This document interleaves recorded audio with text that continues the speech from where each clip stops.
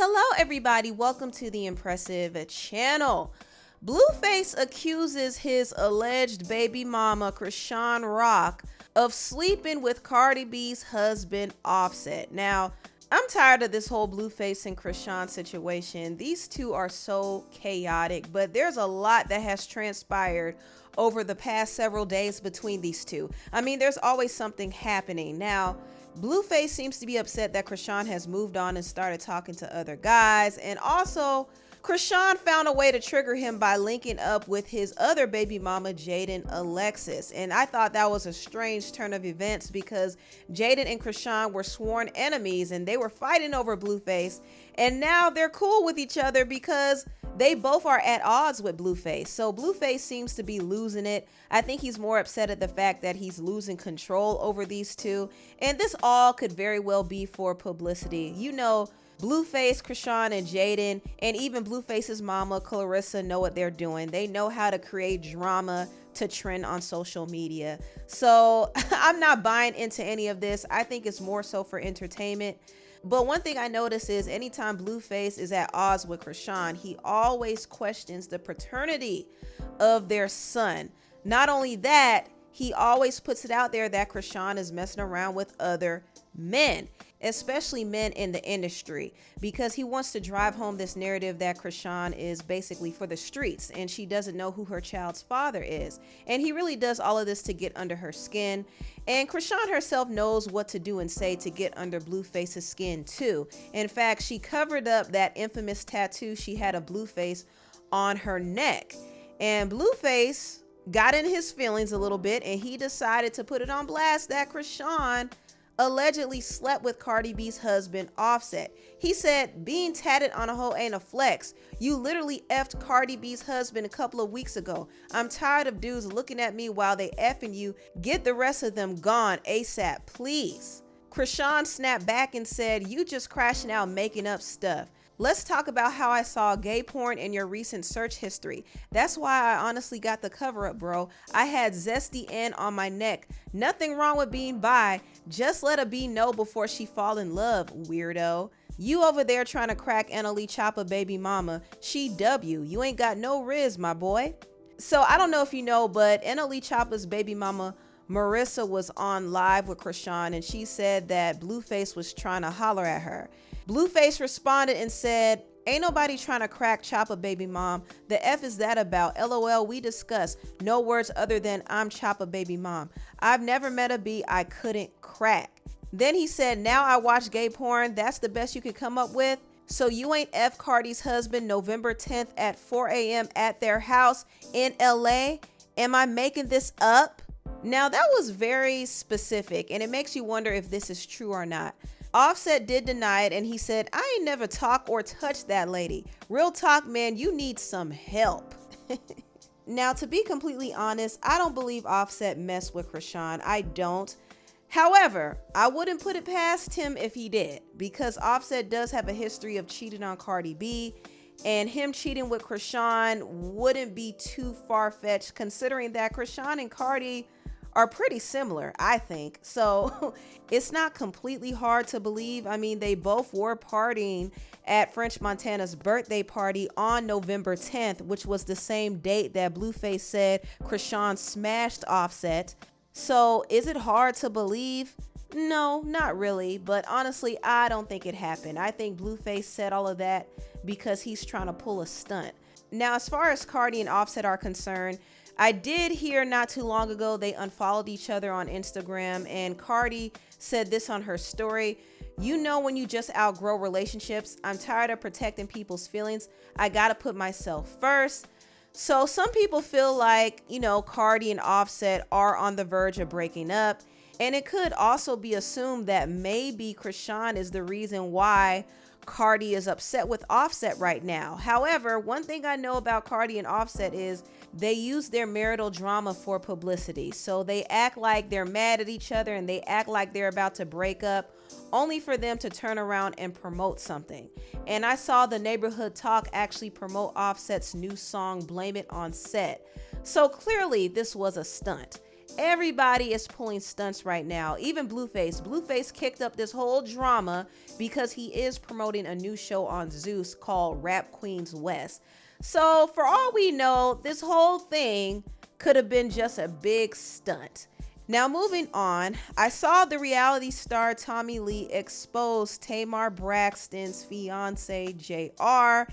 And it's really hard for me to see this happen to Tamar, but it's very clear that JR is playing her. First of all, he broke up with her and kicked her out of his house and implied that she was the problem. Then he decided to hit up Tommie Lee, knowing that Tommie Lee was beefing with Tamar, because if you remember, Tommie Lee and Tamar got into it when Tommie insinuated that Tamar used Chrisean to get publicity for her tour, and Tamar didn't like that at all. So Tamar took a shot at Tommie and basically called her a crackhead, and Tommie called her a Muppet baby, and they were just exchanging all types of insults. And then things got messier when JR decided to link up with Tommie, and they both did this to get under Tamar's skin.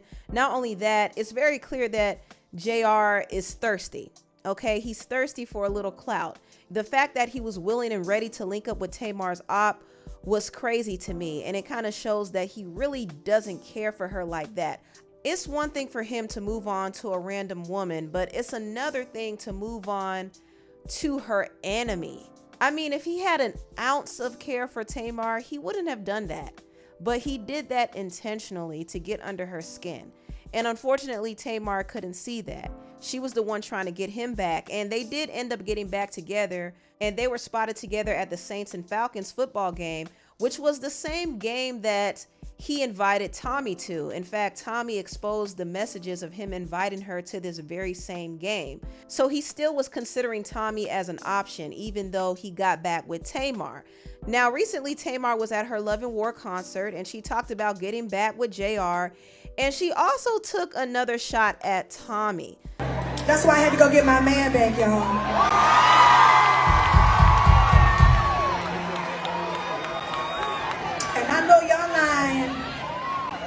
If y'all thought I was gonna let my man go because he took some crackhead to a basketball game while we was broke up. No, man. That was not my man.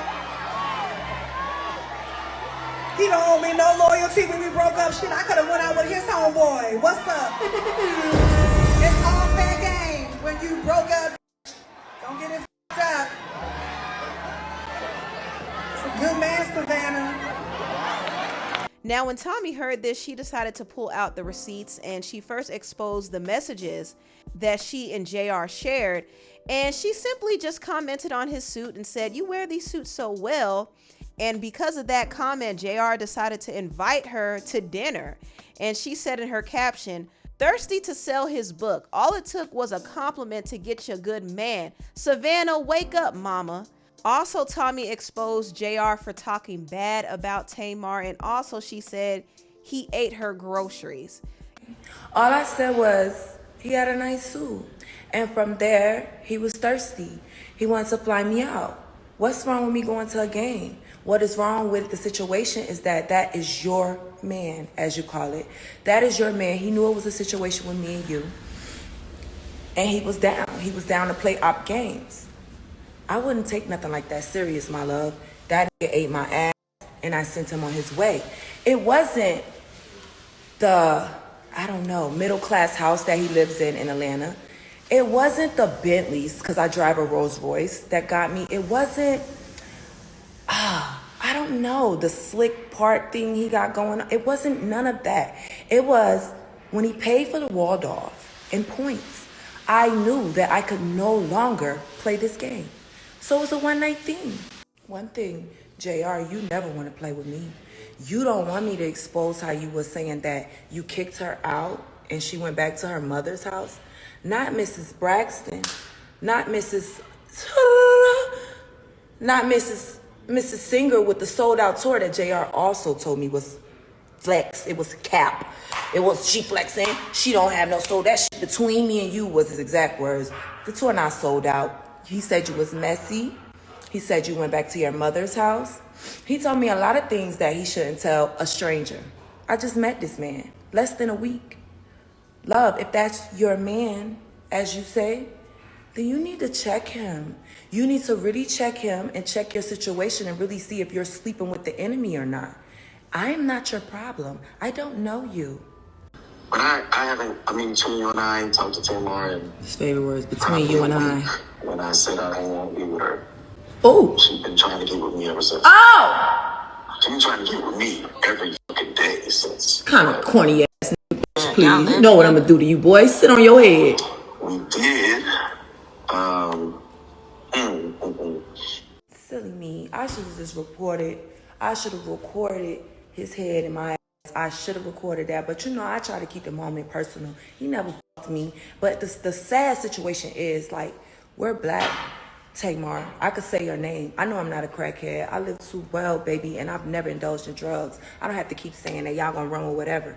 But we're two black girls letting this, I'm not even gonna say the race or whatever, play with us. Like, tighten up. Tighten up, my girl. I'm not your issue. That is your issue. And sleeping with people like that and trusting them, this be the problem. Y'all be sold for the nigga and then wanna, yeah, we had an issue. Yes, I'm gonna play with you. I'm gonna play with you. But once I seen the severity of the situation, I was like, damn, this is kind of fucked up, actually. Because I'm at home right now with my man, and we laugh together. We don't give a fuck about this internet shit. And he would never talk to you. Now go kiss him in the mouth, ho. JR, I know you trying to sell that book. I know you're trying to sell that book. And another thing, you don't wear the motherfucking suit sweater. You look like motherfucking Jiminy Cricket, nigga. I lied. So that's what Tommie had to say. And listen, I'm not necessarily team anyone at this point. I think it was necessary for Tommie to really expose JR though, because Tamar needs to see who she's dealing with. And I don't think it's going to make much of a difference anyway, because Tamar seems too deep in love with JR to let him go. But at least she has been warned. I mean, it's clear that JR's intentions toward her aren't the best. And his track record isn't all that great either. I mean, the man has 5 kids, 4 baby mamas. He's clearly trying to get clout. It's just too many red flags with him.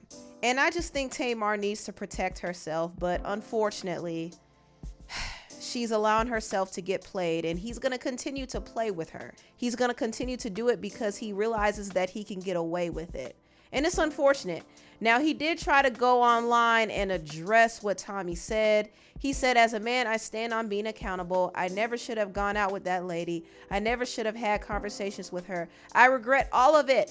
I should have never done that to Tamar. She's an amazing woman. I did some dumb stuff while I was single. I love her, and I'm glad I have my woman back. This too shall pass, and I'll spend the rest of my life protecting my queen. Whatever, JR, whatever. Y'all, tell me what you think about this mess down below. Please like, comment, and subscribe, and share this video if you care. Thank you so much for watching, and I'll see you next time. Bye.